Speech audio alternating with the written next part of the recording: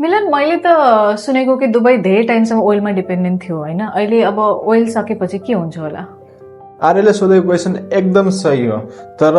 यो डिपेन्ड थियो from 1960 to 1980 सम्म सो 1990 को अर्ली फेजमा आइसक्दाखेरि यहाँको सेक्टलाई राम्रोसँग थाहा भइसकेको थियो कि oil is a limited supply त्यसैले तपाईले अहिलेको टाइममा देख्न सक्नुहुन्छ दुबईले फोकस गरिरहेको छ trade tourism aviation real estate and financial सर्भिसमा दुबईमा अहिले 3वटा पोर्ट छ र 28 वटा फ्री जोन एरिया छ जसमध्ये मोस्ट पपुलर भनेको जाफजा र डिआइएफसी हो